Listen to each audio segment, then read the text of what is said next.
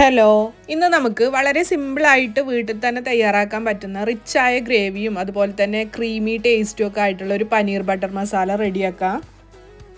ഈ ഒരു പനീർ ബട്ടർ മസാല ചപ്പാത്തിൻ്റെ കൂടെ അതുപോലെ തന്നെ പൊറോട്ടൻ്റെ കൂടെയൊക്കെ അടിപൊളി കോമ്പിനേഷനാണ്. അപ്പോൾ നമുക്കിത് എങ്ങനെയാണ് റെഡിയാക്കുന്നത് നോക്കാം. ആദ്യം പനീർ ഒന്ന് ലൈറ്റായിട്ട് നമുക്ക് ഫ്രൈ ചെയ്തെടുക്കണം.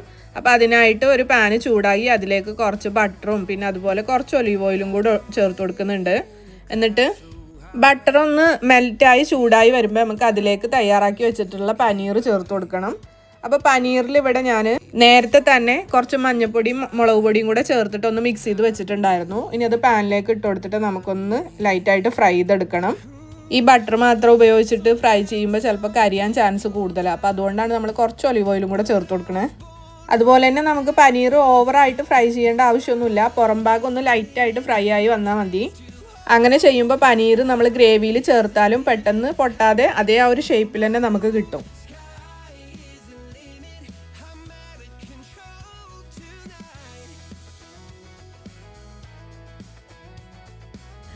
പനീർ ഇപ്പോൾ ആവശ്യത്തിന് ഫ്രൈ ആയി വന്നിട്ടുണ്ട്. ഇനി ഇത് നമുക്ക് പാനിൽ നിന്ന് ഒന്ന് കോരി മാറ്റി വെക്കാം. ഇനി നമുക്ക് ഈ ഒരു ഡിഷിൻ്റെ മെയിൻ മസാല തയ്യാറാക്കാം. അതിനായിട്ട് പാനിലേക്ക് കുറച്ച് ബട്ടർ ചേർത്ത് കൊടുത്തിട്ടുണ്ട്. അതോടൊപ്പം കുറച്ച് ഒലിവ് ഓയിലും കൂടെ ചേർക്കുന്നുണ്ട്.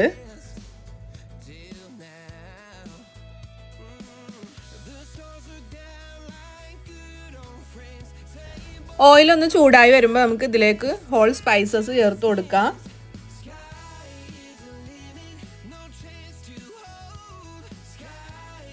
സ്പൈസസ് ഒന്ന് നന്നായിട്ട് പൊട്ടി വരുമ്പോൾ നമ്മൾ കട്ട് ചെയ്ത് വെച്ചിട്ടുള്ള വലിയുള്ളി ചേർത്ത് കൊടുക്കുക. ഇവിടെ നമ്മൾ ഉപയോഗിക്കുന്ന ഉള്ളിയുടെ അളവൊക്കെ ഗ്രേവി എത്ര വേണം എന്നതിനനുസരിച്ചിട്ട് നമുക്ക് അഡ്ജസ്റ്റ് ചെയ്തെടുക്കാം കേട്ടോ.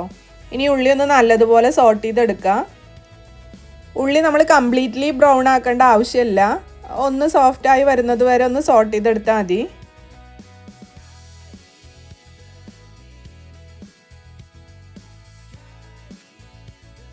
ഉള്ളി സോഫ്റ്റായിട്ട് വന്നു കഴിഞ്ഞാൽ അതിലേക്ക് നമ്മൾ കട്ട് ചെയ്ത് വെച്ചിട്ടുള്ള ഇഞ്ചിയും വെളുത്തുള്ളിയും ചേർത്ത് കൊടുക്കുക. ഇനി ഇവ രണ്ടും കൂടി നന്നായി ഒന്ന് സോട്ട് ചെയ്തെടുക്കുക.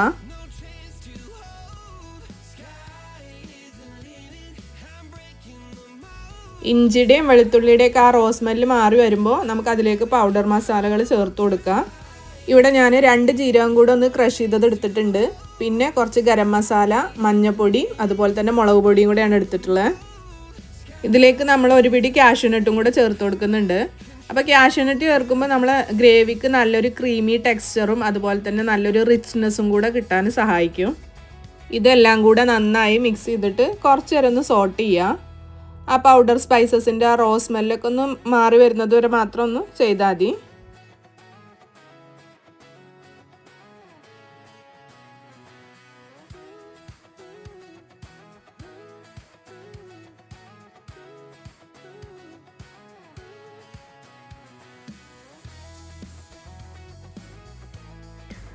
ഇതിലേക്ക് കുറച്ച് കസൂരി മേത്തി കൂടെ ചേർത്ത് കൊടുക്കുന്നുണ്ട്. ഒന്നിതെല്ലാം കൂടെ മിക്സ് ചെയ്തതിന് ശേഷം നമുക്കിതിലേക്ക് കട്ട് ചെയ്ത് വെച്ചിട്ടുള്ള തക്കാളി ചേർത്ത് കൊടുക്കാം. ടൊമാറ്റോ ഒന്ന് നന്നായി സോഫ്റ്റായി വരുന്നത് വരെ നമുക്ക് സോട്ട് ചെയ്തെടുക്കണം.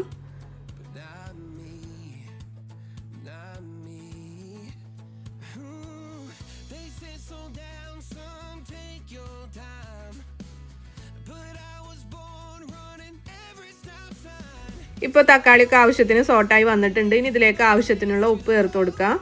അതുപോലെ കുറച്ച് വെള്ളം കൂടെ ചേർത്ത് കൊടുത്തിട്ട് ഒന്ന് മിക്സ് ചെയ്തതിന് ശേഷം നമുക്കിതൊന്ന് അടച്ചു വെച്ച് വേവിക്കാം.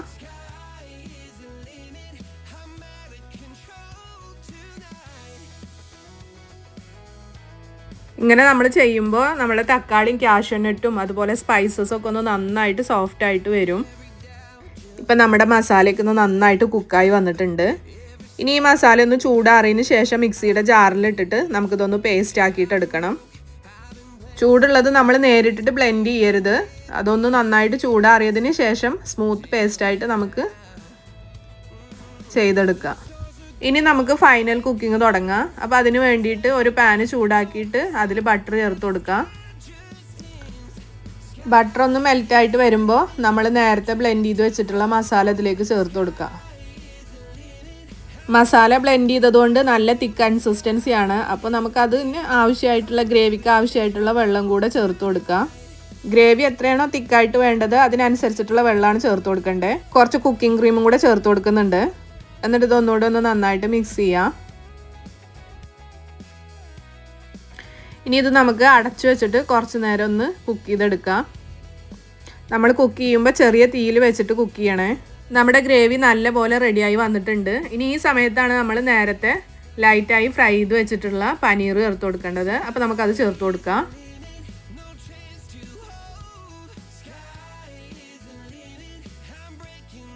പനീർ ചേർത്തതിന് ശേഷം നമുക്കിത് പതുക്കെ ഒന്ന് മിക്സ് ചെയ്തെടുക്കാം.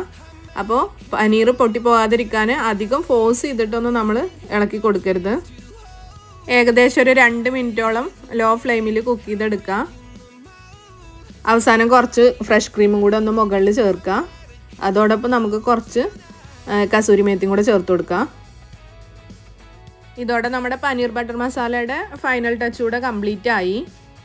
ഇനി പാനൊന്ന് അടച്ച് വളരെ കുറച്ച് നേരം കൂടെ ഒന്ന് വെക്കാം.